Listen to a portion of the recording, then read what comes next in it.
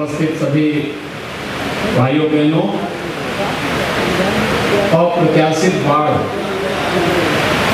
अक्टूबर महीने में इस क्षेत्र में बाढ़ आई, यह हम लोगों ने पहली बार देखा है।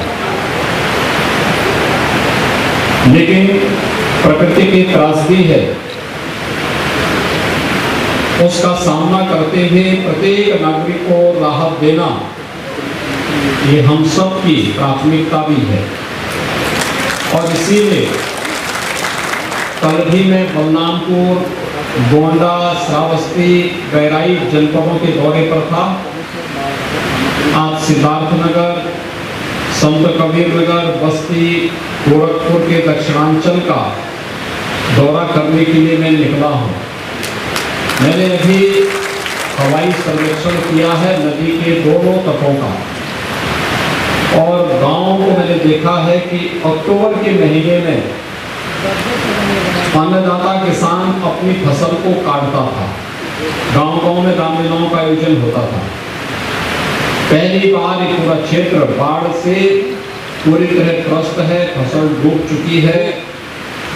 लोग घरों की छतों पर या ऊंचे स्थानों पर रहने के लिए मजबूर हैं, और इसीलिए हम लोगों ने पर्याप्त मात्रा में राहत सामग्री जिला प्रशासन को उपलब्ध करवाई है। और उनसे कहा गया है कि वे किसी भी जनता जनार्दन को परेशान न होना पड़े, इसके लिए पुख्ता व्यवस्था स्थानीय स्तर पर सुनिश्चित करें। सभी हमारे जनप्रतिनिधिगण, पूर्व जनप्रतिनिधिगण बचाव और राहत कार्य में लगे हैं। जहां पर घरों के अंदर पानी घुस चुका है, प्रशासन से कहा गया है कि वहां पर वे सामूहिक किचन यानी कम्युनिटी किचन वहां पर बनाए, और लोगों को भोजन, 2 समय भोजन की व्यवस्था, शुद्ध पेयजल की व्यवस्था सुनिश्चित कराएं। जहां पर गांव के बाहर चारों ओर पानी लगा है, लेकिन पानी के बाद गांव में सुरक्षित हैं, अपने घरों में लोग भोजन बना सकते हैं, वहां पर प्रति परिवार 10 किलो आटा, 10 किलो चावल, 10 किलो आलू, 5 किलो लाई, 2 किलो भुना चना, 2 किलो अरहर की दाल, 500 ग्राम नमक, हल्दी, मिर्च मसाले, 5 लीटर केरोसिन यानी मिट्टी का तेल, 1 पैकेट मोमबत्ती, माचिस, बिस्किट, रिफाइंड तेल और क्लोरीन की टैबलेट के साथ साथ उन्हें स्नान के साबुन भी उपलब्ध करवाने के लिए प्रत्येक जिले के प्रशासन को निर्देशित किया गया है। बाढ़ प्रभावित क्षेत्र में पशुओं को भी प्रतिदिन 5 किलो चारा की व्यवस्था हो जाए, इसके लिए भी पशुपालन विभाग को निर्देशित किया गया है।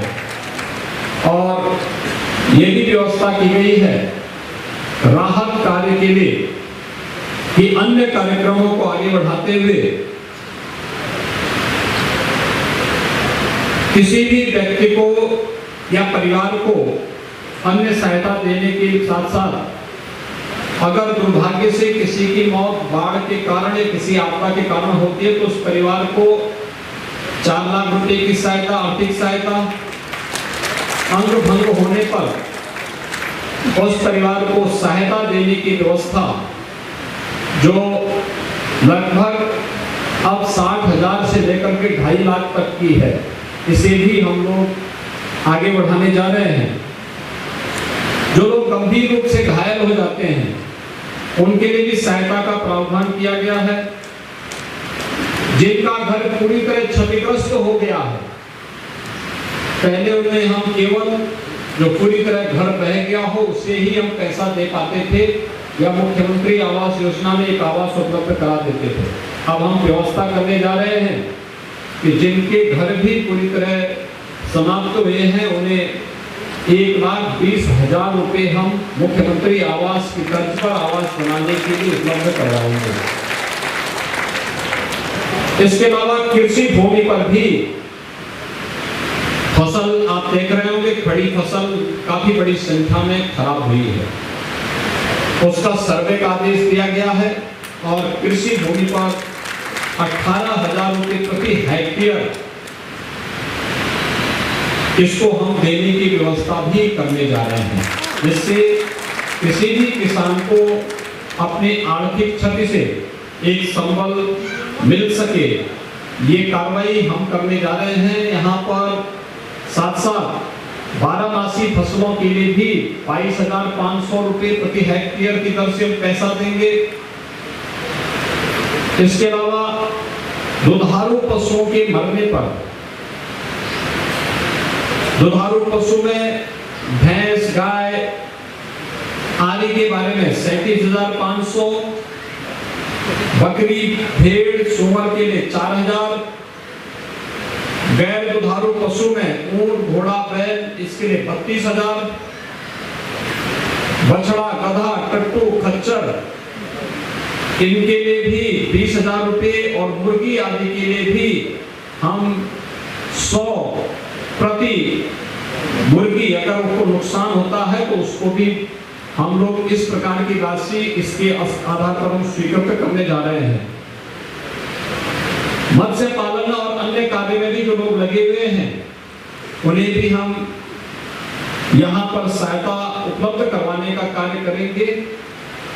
आज यहाँ पर राहत कार्य यहाँ पर कुछ लोगों को मैंने किया है और मैं प्रशासन से कहूंगा कि लगभग 200 गांव प्रभावित हैं जनपद सिद्धार्थनगर के अंदर 1 लाख की आबादी बुरी तरह प्रभावित है और ऊपर से पानी जैसे जैसे आ रहा है, यद्यपि 3-4 दिन के अंदर सारा पानी उतरेगा, लेकिन हमारा प्रयास हो कि नाव और स्टीमर और अतिरिक्त मंगवा करके, टीमें लगा करके हर एक गांव के लिए अतिरिक्त मैन पावर लगा करके जितनी जल्दी हो सके राहत पैकेट, राशन किट, राहत सामग्री, भोजन के पैकेट और अन्य सामग्री हर पीड़ित परिवार को ससमय उपलब्ध हो जाए।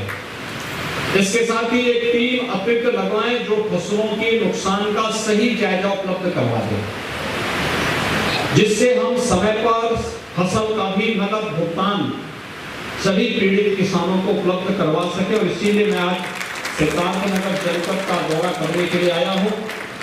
जिन लोगों ने अपने परिजनों को खोया है उन सब के प्रति मेरी संवेदना है और मैं आप सबको आश्वस्त करने के लिए आया हूं, सरकार आपदा की इस घड़ी में आपके साथ में है, हर संभव सहायता आप सबको उपलब्ध कराएगी।